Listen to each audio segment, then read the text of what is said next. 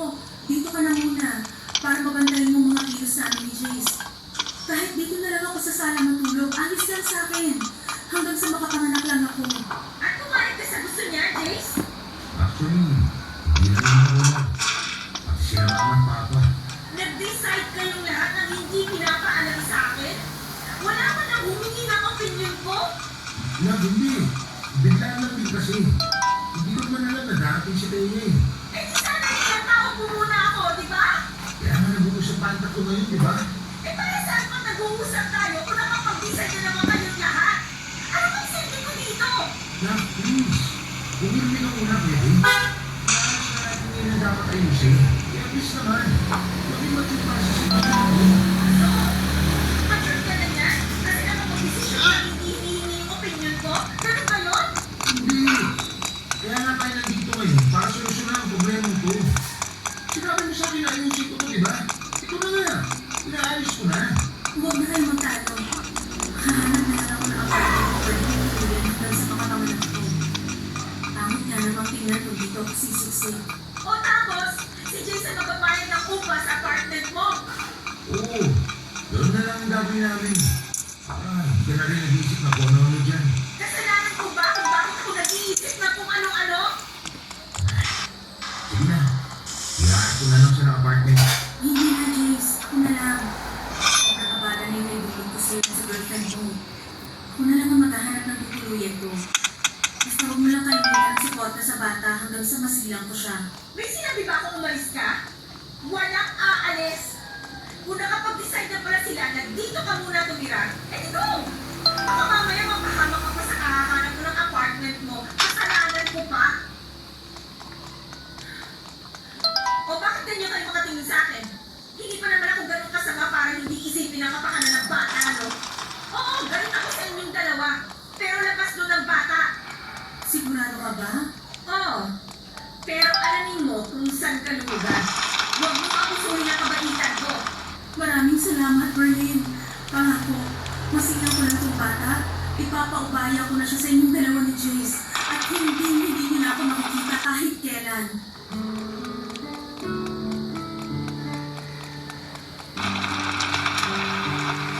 Kapag wala na nga akong nagawa kung hindi ang sumang-ayon na lamang sa desisyon ni Jace at ni Thea. Dahil kahit pagbalik pa rin man ang mundo ay bigot naman yun ni Jace. Isa pa ay wala itong kamuang-muang sa pagkakamali ng kanyang mga magulang. At hindi ako masamang tao para hindi isipin ang kapakanan ng sanggol na hindi pa naisisilang. Noong ko rin na-realize na hindi ba lalo na ang mga magulang ko ay hindi ko na muna yun iisipin. Ang tanging nasa isipan ko na lamang ng mga oras na yun ay maayos na ang gulo at makapagsimula kami muli ni James. Naging maayos naman ang pagtira ni Thea sa bahay ni James.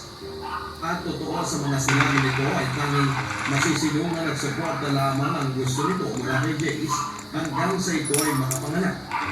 Lumipas nga nilang buwan at tuluyang nagsinag si Thea ng isang sanggol na lalaki at pinagbayan ko sa aming dalawa ni Jace. Masakit man umano sa kanya na iwan ang sariling anak ay alam naman niya hindi ito mapapabayaan dahil kasama nito ang kulay ng ulad niya rin ang ipinangako niya sa amin ay hindi na siya muli magpapakita pa. Nang maayos na namin ang tungkol sa poste ng bata ay naniusap naman sa akin si James na kung maaari ay relasyon naman namin ang aming ayusin.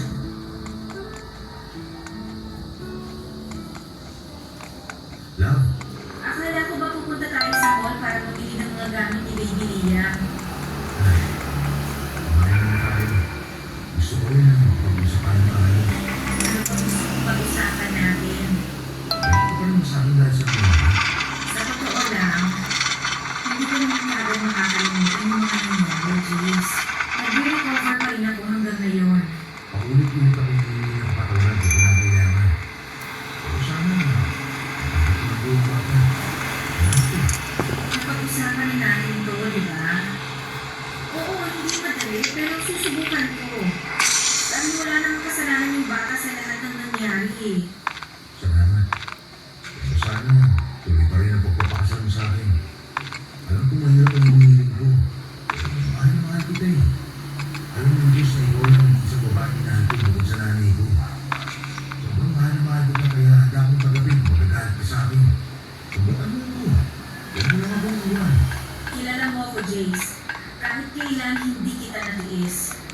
Siguro nasaktan mo ko pero na-realize ko na mas naninibago yung pagmamahal ko sa'yo kasi sa galit ko.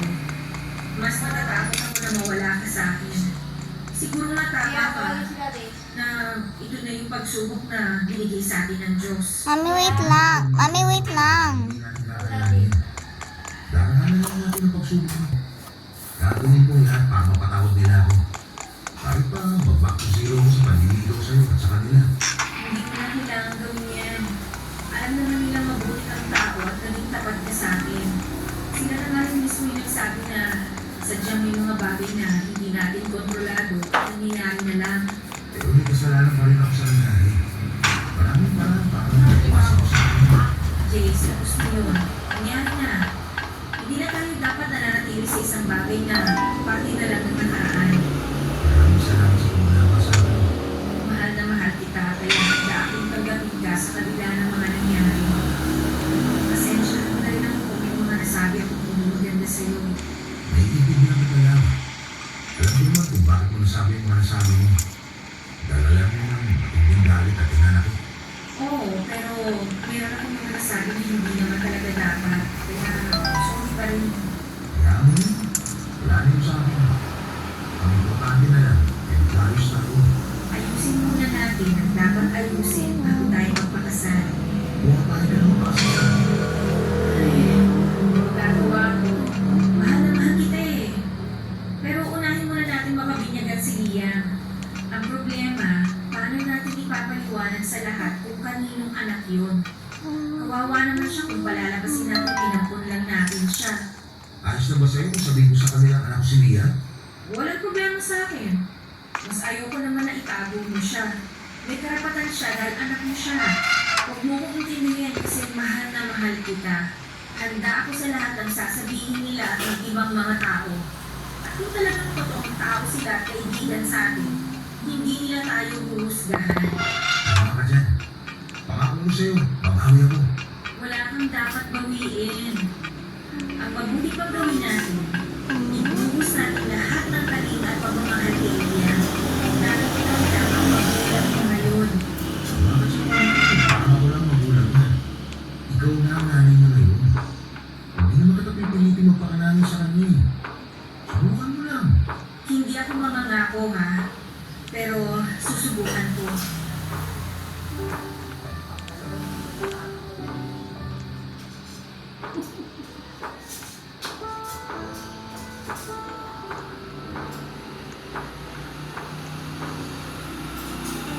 Kapatutok, pinabinyagan nga namin si Bibi Liam at pinaalam sa lahat ng mga nakilala na tunay na anak yun ni Jace. At halos lahat sila ay bumilib sa ginawa ko. Napakabihira lang daw kasi ang kagaya ko na handang tanggapin ang bunga ng pagkakamali ng taong minamahal. Sa totoo lang ay nahirapan din ako na tanggapin ang lahat pero na-realize ko na hindi talaga yung ginusto ni Jace. Ang tanging paraan na lamang namin para may tamang pagkakamali niyo ay harapin ang nangyari at palakihin ng maayos at busog sa pagmamahal si Bibi Liam. Sinabi pa nga nila na isipin lang namin na blessing in disguise si Liam. Lalo pa nga at na-diagnose ako may PCOS. Ibig sabihin ay maliit lamang ang chance ako na magbuntis. Halos matulog ako nang malaman ko pero hindi ako pinanghilaan ng loob dahil sinabi naman ng mga doktor na may mga paraan pa para ako ay magbuntis at maganak. Makalipas nga ang ilang buwan matapos ang binyag ni Bibi Liam ay ang kasal na namin dalawang liis ang aming pinasikaso. At masaya ako dahil sa pagkalipas ng mga panahon ay unti-unti nang nabubuo ang pamilyang pinapangarap ko kasama si Jace. Napamahal na rin ako kay Liam at parang tunay na anak na ang turing ko sa kanya. At masasabi ko na napalaki namin siya ng maayos ni Jace. Dahil lumaki siyang mabait at magalang at higit sa lahat ay mapagmahal. At laking pasalamat ko rin nga nang hindi kalaunan ay nagdalang tawa ko at nagsilang ng isang sanggol na babae na pinangalan ng Jamaica. Bago sa pangalan naming tatlo nila Jace at Liam. Sobrang saya ko nga papadudot dahil hanggang ngayon ay masaya at nananatiling matatag ang aming pamilya. At tuloy na rin naghilom ang sugat na naiwan ng kahapon. Napatunayan ko rin na ang susi sa maginhawa at masayang pamilya ay ang pagtanggap sa pagkakamali ng bawat isa. At itama yon upang magsilbing pundasyon ng mas matatag na pagsasama. At dito ko na nga po tinatapos ang aking kwento. Maraming salamat po kung ito man ay inyong mapiling basahin sa araw na ito. More power po sa inyong programa. Ang inyong loyal na puso at kabarangay, Berlin.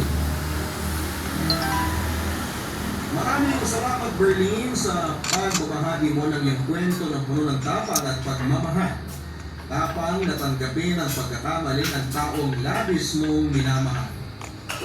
Sa buhay ng tao ay napakaraming beses na maaari tayong magkamali. Ngunit marami rin namang paraan upang maitama natin ang pagkakamali yun.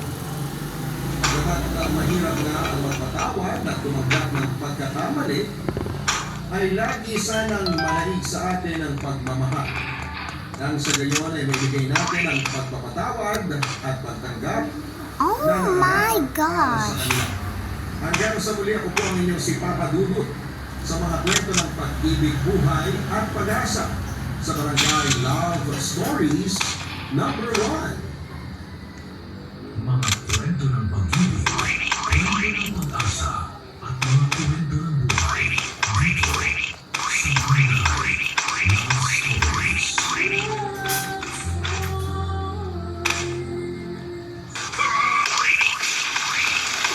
Nagustuhan niyo ang pakinggan? Ituloy via live stream sa www.gmanetwork.com/radio. Mga kwento ng pag-ibig, kwento ng pag-asa, at mga kwento ng buhay dito sa Barangay Love Stories.